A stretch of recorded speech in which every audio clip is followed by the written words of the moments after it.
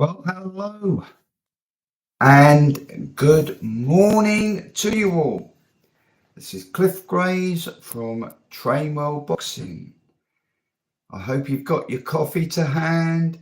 Sit back, relax, and enjoy.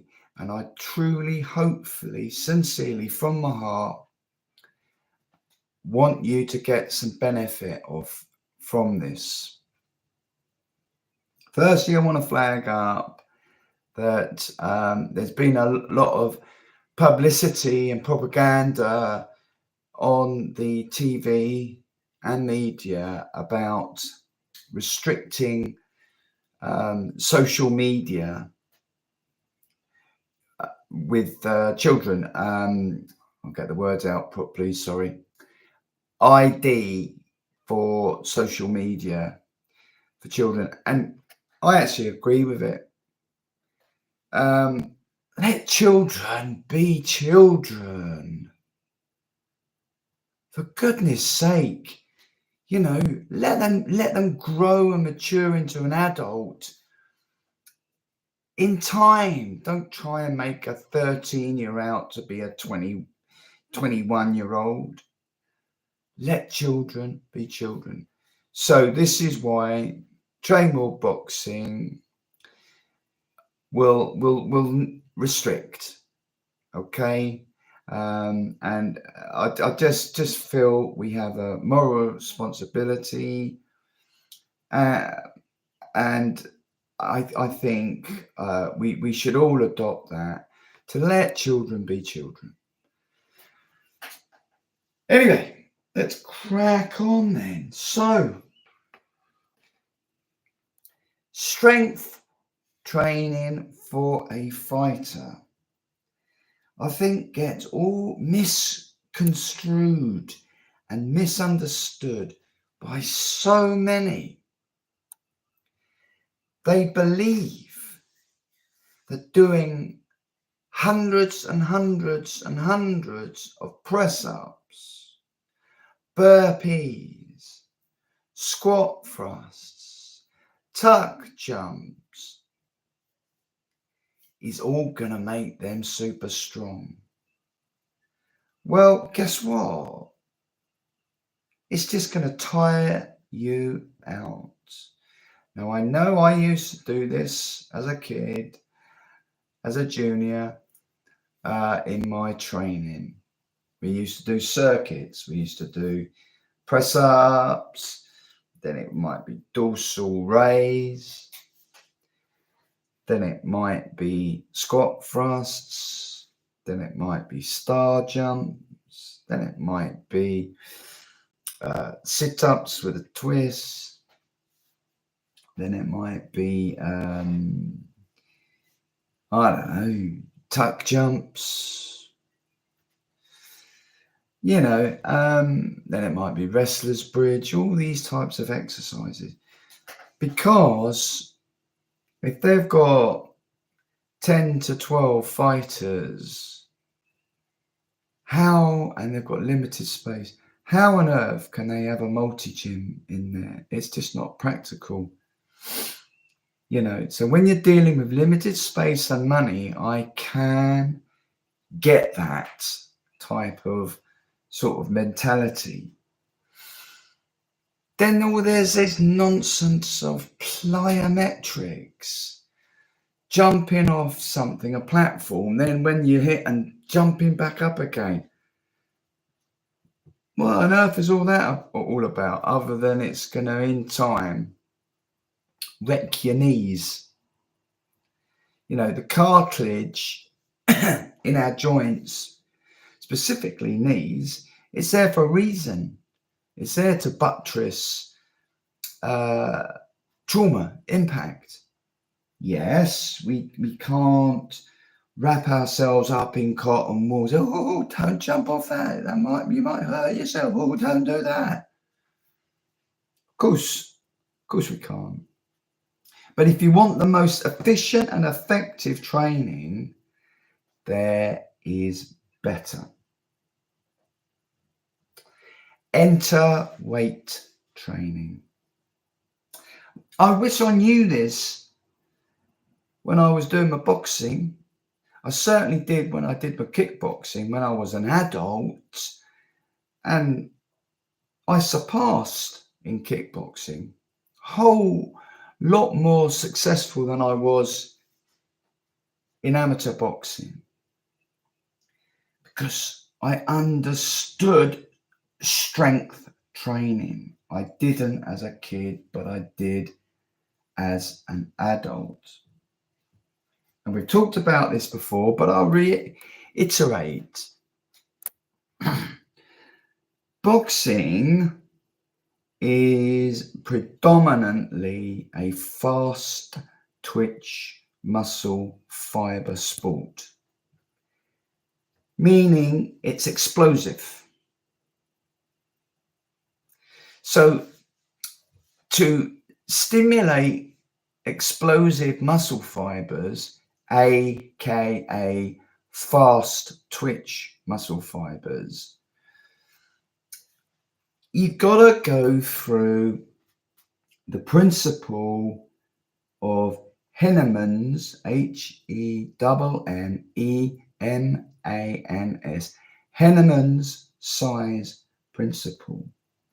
Now, if you look that up on the internet, you will see it starts off with very, very narrow, small, slow twitch fibers. So if any of you can remember the small half penny piece, see that half penny piece as slow twitch muscle fibers. Your marathon runner, okay, would adopt and use these slow twitch muscle fibers. Then you get the 1 pence piece, okay, which is slightly bigger, still using predominantly slow twitch muscle fibers. Then you go up to the 2 pence piece, all right, which is using, you know, maybe equal slow twitch and equal fast twitch. And then if you could imagine like a 50 pence piece, the big 50 pence piece, they're going to be bigger, aren't they, than, you know what I'm trying to say? They're going to be bigger than the 2 pence piece, aren't they? That's using more fast twitch fibers, right, than slow twitch. And then if you could even think of a coin even bigger than the 50 pence piece, that's using total fast twitch muscle fibers. I don't really want to sort of go into all the biological. I do understand it, but it will go over your heads and you'll be saying, what's he going on about? But it is within the muscle unit, there are microfibers in there which have actin and myosin filaments within them, and it's just how quickly those actin and myosin filaments within the microfibers of the slow twitch muscle fiber, the muscle fiber unit, right? And there's loads of them in, say like a bicep curl or something like that, right? Yeah, it's those, how quickly they contract and then expand out again, which will facilitate fast twitch muscle fibers. That's the way it goes. That's the biological process. So, okay, we now got to look at how we safely activate these fast twitch muscle fibers. Yes, it can be done with really heavy weights, whereby literally all the muscle fibers are activating, including the fast twitch. And many believe that's the way to go. But like I've said before, if you start off doing that at your maximum, which say for a bench press, your maximum is 100 kilograms, which you can rep out for one rep. That's your maximum. And then you start to really work hard, and your strength improves, and you get up to, I don't know if those of you have been following, it's a true life story of a black guy. He was abroad as what he is tall, or was then 20 years ago when I used to live in Eastbourne. I visited commercial gym. I saw him rep out like 200 kilograms for 4 reps. I was just astounded, and he said, from from small acorns, right? But he also did fess up that he had tremendous shoulder joint problems, which he sort of took on, really, and kind of thought, well, that's it, that's part of the game. So as fighters, we have to be ultra intelligent. We've already seen that press-ups, plyometrics, all that is either fucking pointless or very dangerous on the joints. And you don't want to put yourself out, if you're a professional fighter, 5-6 weeks out from a fight because you've gone overboard on the back squats, and you've caused a groin strain, do you? Or something like that, or you aggravated the knee or the hip or the lower back, all because you're doing it too fucking heavy.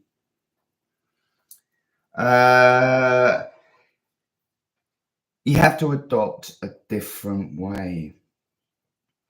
And so you slow the tempo down. You slow the tempo right down, people, right down. Thereby, you don't have to use as much weight. Probably, if your 1 rep max is 100 kilograms, you probably only need to use 30 kilograms. Oh, yes, I know that people want to show off when they get in a commercial gym. Which, look at this. Yes, you will get results, but as you get stronger, you run the risk of injury. So it's up to you. You can listen to what I say or discard it and just turn this audio off now and just forget about it. But I am telling you, because I've done it, I've trained that way. I've talked to people that have had injuries. I've talked to that super strong black guy, broad as what he was tall, and he readily admitted, heavyweight training is good, but you will get injuries. Look at all the strong men, Eddie Hall, all of them. They all come a cropper. These powerlifters, they all come a cropper. They do. One powerlifter, an American guy, is sadly deceased now. I can't recall his name, but he readily admitted he had his back fuse, lower back fuse, pins here, pins there, all because they are trying to lift too fucking heavy.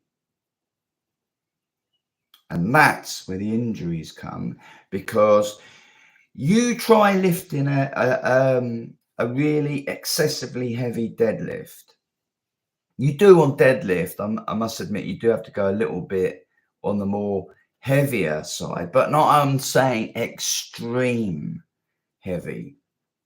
When you're hoisting that weight up, you might think you've got your exercise form on the deadlift down to a T, but you will fuck it all up. Why? Because a chain is only as strong as its weakest link, and somewhere it will go and you will compensate, and that is where you get the injury. Normally it's in the back, the lower back. It isn't worth it. If you're a fighter, you've got an up and coming fight, for goodness sake, wake up and smell the coffee. So we know that circuit training, calisthenics and all this type of thing ain't worth it. Ain't worth it. You could do it, you'll get some benefit out of it, yeah. But what benefit? What benefit are you getting out of that? It just make you feel tired. Just make you feel tired. It won't do anything else. If you could do 100 press-ups straight off, then why not do 150 straight off? If you can do 150, why not do 170? If you can do 170, why not do 200? If you can do 200, why not do 250? Do you know what I mean? It goes on and on and on and on. Well, you're just going to bam, bam, bam, bam, bam out press-ups for about 20 minutes before they take any effect. The last 3 or 4 press-ups of, say, 1,000 push-ups, it's fucking ridiculous. You can never, ever, ever beat weight training. You can never beat it. Not even Eddie Hall. Strongmen, world-class strongmen, powerlifters, they cannot beat it because you just add weight. Now, I'm not going to contradict myself here. When I say add weight, you don't start off from your strongest 1 rep maximum and go like that, because as I've just explained, you're going to go for an injury. Let's take the example of the bench press. 100 kilograms is your 1 rep maximum, right? You start off super slow, trying to perform 8 reps.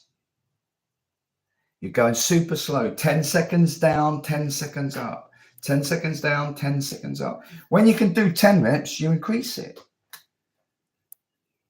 And it would be a big jump if you went up, say, to 40 kilograms, 10 seconds down, 10 seconds up. When you can do that, 50, 55, 6, you get me. You get me. That is the way to do it.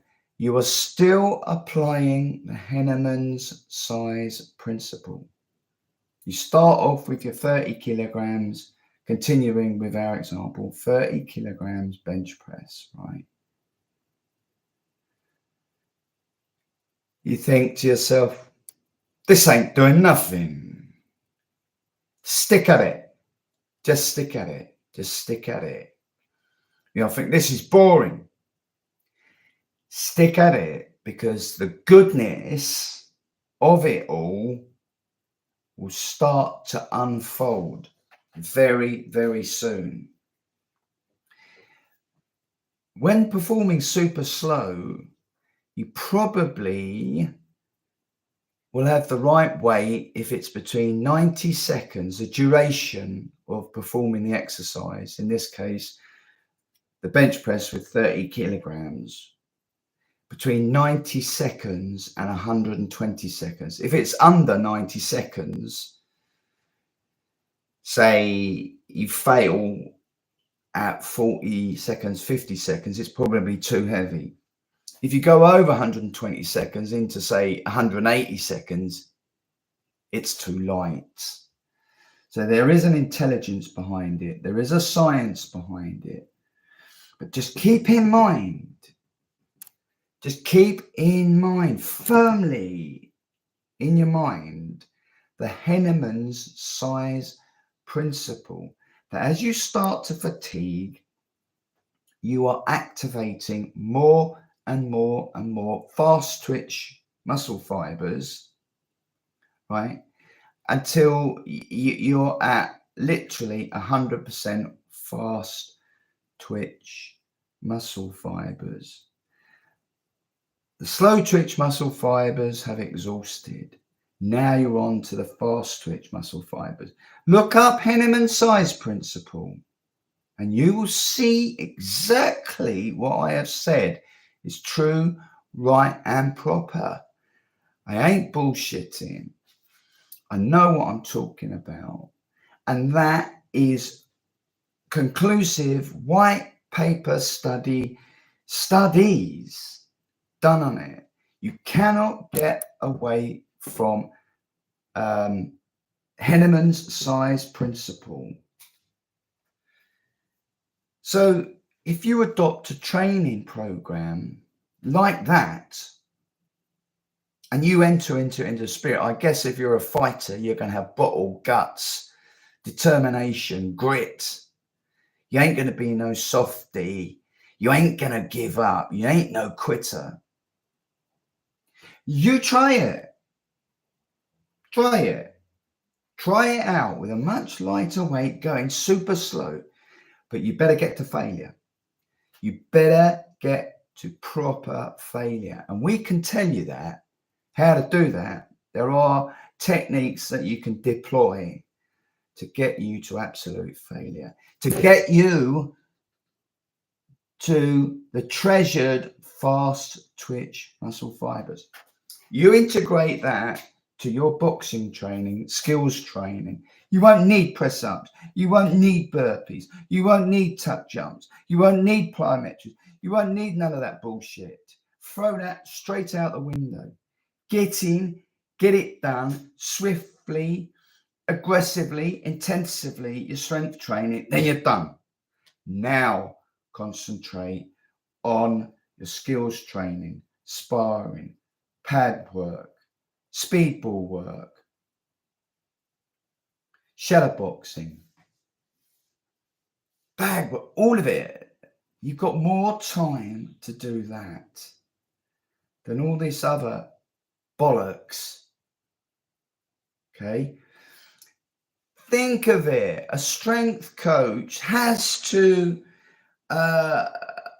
kind of be shown, oh, look, we got this sledgehammer. Oh, yeah, look, we're jumping on and off this bench. Oh, look, we're doing these fucking puffy ladder drills and all the rest of it. And if you did but know it,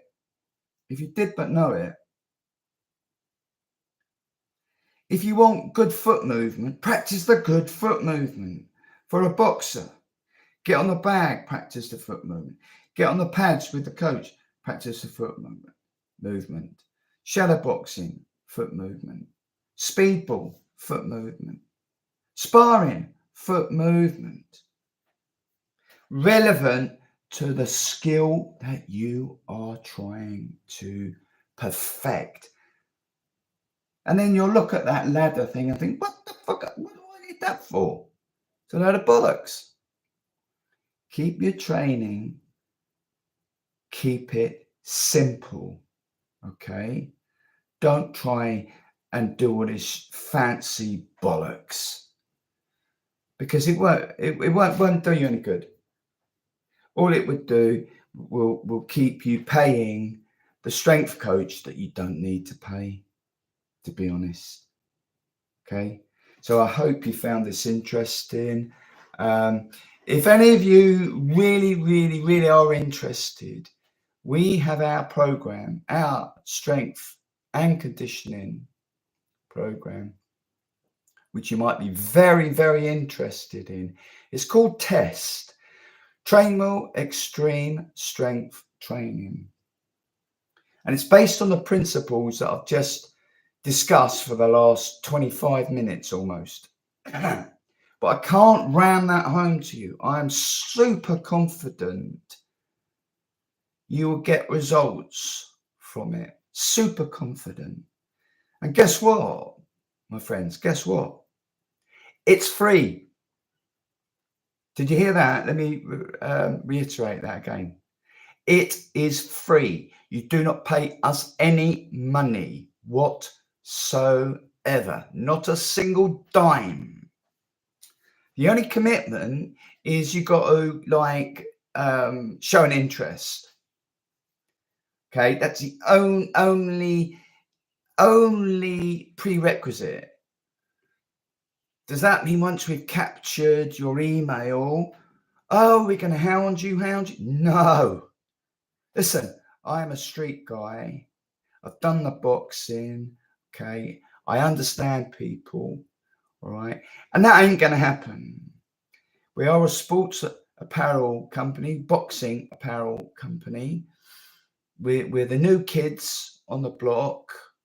And we're here to start shaking it all up, because many boxing coaches have got it all the wrong way around. Okay, so I hope you've enjoyed this. Look out for Test. It will be coming soon. All right. There's just some final little tweaks we've got to do here and there. All right, to fine tune it. Okay, but I promise you, not a penny do you pay us. If you want to buy some of our merch, we'd be delighted. Well, we're not going to half Nelson your arm up your back and try and deceive you and try and cajole you into buying any of it. Because guess what? That's not going to do us any good. Because what are you going to think of Trainwell Boxing? Exactly. I would be the same. But we are wanting to get to know you, for you to understand us, that we act with honesty and integrity. We know what we're talking about. And I don't say that, in a conceited way, but we do. And I, even at 60 years old, I have seen my power go through the roof. I've got a punch bag at home, set up in the garage. You got set it up into wooden rafters, don't you? I've even had my wife come in and say, "Cool it, will you? You're shaking the whole house." What do you think a 25-year-old, 17.5 stone professional boxer's going to do? Probably hit it and bring all the rafters down. We know what we're talking about, people. Okay? We're not these yuppies that haven't got a flying fucking clue. I've had my nose broken in the ring. I've spilt blood in the ring. I know. Okay? So this is Cliff Graves from Trainwell Boxing. Hope you've enjoyed this. We'd really love to get to know you better. Thanks for listening. Bye for now.